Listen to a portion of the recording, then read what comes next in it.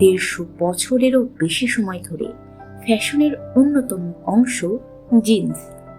1873 সালে যুক্তরাষ্ট্রে প্রথম জিন্স তৈরি হয়।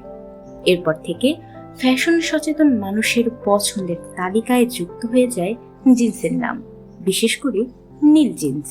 তবে জিন্সের রং হিসেবে কেন নীলের আধিক্যই সবচেয়ে বেশি?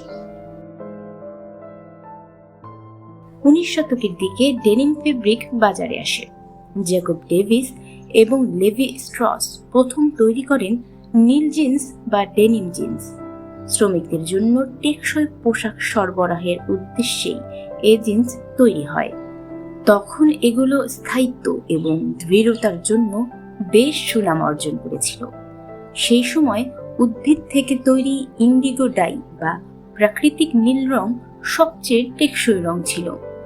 ডেনিম ফেব্রিকের সঙ্গে রংটি ভালোভাবে লেগে থাকত, কাপড় ধুলেও এ রং মুছে যেত না।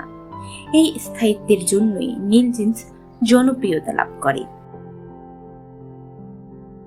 জিন্স প্রথমে কর্মক্ষেত্রের জন্য তৈরি হলেও একসময় তা ফ্যাশনে রূপান্তরিত হয়।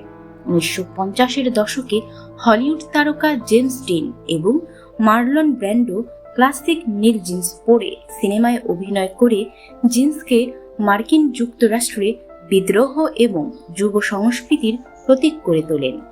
ধারণা করা হয় নীল জিন্স তারুণ্যের স্বাধীনতার প্রতিনিধিত্ব করে। এরপর থেকে কিশোর তরুণ সমাজে নীল জিন্স ব্যাপক জনপ্রিয় হয়ে ওঠে। উৎপাদনের দৃষ্টিকোণ থেকে নীল জিন্সের বেশ কিছু সুবিধা রয়েছে। নীল জিন্স ছোটখাটো অসম্পূর্ণতা ও ত্রুটি লুকাতে পারে, যা হালকা রঙের জিন্সের ক্ষেত্রে সহজেই চোখে পড়ে। এক পর্যায়ে নীল জিন্সের ত্রুটিও এক ধরনের ফ্যাশন হয়ে ওঠে। ফলে ডেনিম উৎপাদনকারীদের জন্য ত্রুটিগুলোও সুবিধা হয়ে দাঁড়ায়। নীল রং মানুষের মনে প্রভাব ফেলে। এ রংটি প্রশান্তি, বিশ্বাস এবং নির্ভরযোগ্যতা ও স্থিতিশীলতার অনুভূতি জাগিয়ে তোলে। নীল রং অজান্তেই মানুষের মনে সুরক্ষা এবং স্বাচ্ছন্দ্যের অনুভূতি সৃষ্টি করে। এজন্য এর প্রতি বেশিরভাগ মানুষ আকৃষ্ট হয়, যার ফলে জিন্সের জনপ্রিয়তায় নীল রং অবদান রাখে। বর্তমানে নীল জিন্স আধুনিক বিশ্বে ফ্যাশনের প্রতীক হয়ে উঠেছে।